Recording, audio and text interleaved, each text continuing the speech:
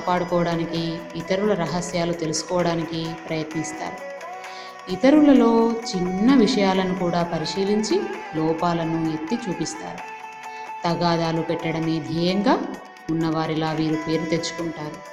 తమకు శక్తి లేకున్నా అనుకున్న కార్యం సాధించడానికే ప్రయత్నిస్తారు. ఇతరుల సహాయాన్ని తమ హక్కులుగా వాడుకుంటారు. విమర్శలను సహించలేరు. ఆత్మన్యూన్యతాభావాన్ని కలిగి ఉంటారు.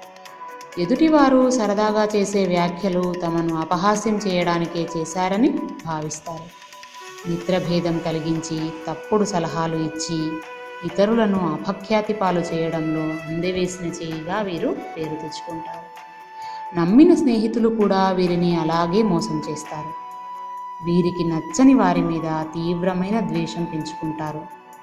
విశేషమైన దైవభక్తి కూడా వీరికి ఉంటుంది.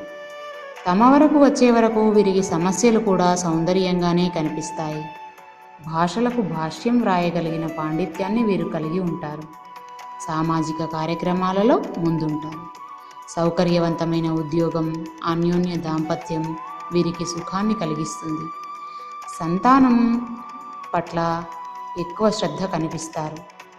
అయినా సంతాన ప్రాప్తికి, వంశాభివృద్ధికి లోపం అనేది ఉండదు. అన్నమాట, ఇచ్చిన వాగ్దానం నిలబెట్టుకోలేరు. సందర్భానుసారంగా అభిప్రాయాలను మార్చుకుంటారు. శాశ్వత మిత్రత్వము, శాశ్వత స్నేహము ఉండదు. సాంకేతిక రంగంలో ప్రత్యేక విభాగంలో నిపుణత కలిగి ఉంటుంది. విదేశాల మీద మోజు, విహారయాత్రల మీద ఆసక్తి ఉంటుంది. వ్యసనాలకు దూరంగా ఉంటే జీవితం సాఫీగా సాగుతుంది. బాల్యం నుండి విద్యలో ప్రకాశిస్తారు. కానీ ఉన్నత విద్యలకు కొంత ఆటంకం కలిగిన అడ్డంకులను అధిగమిస్తే అభివృద్ధిని సాధించగలరు వీరు. తగిన వయసులో సంపాదన మొదలవుతుంది. సంపాదించిన ధనాన్ని భవిష్యత్తుకు జాగ్రత్త పరుచుకోవలసిన అవసరం కూడా ఎంతైనా ఉంది. వృద్ధాప్యంలో కొన్ని సమస్యలను వీరు ఎదుర్కొంటారు. ఇవి ఈ నక్షత్ర జాతకులు అందరికీ జరిగే సాధారణ ఫలితాలు మాత్రమే.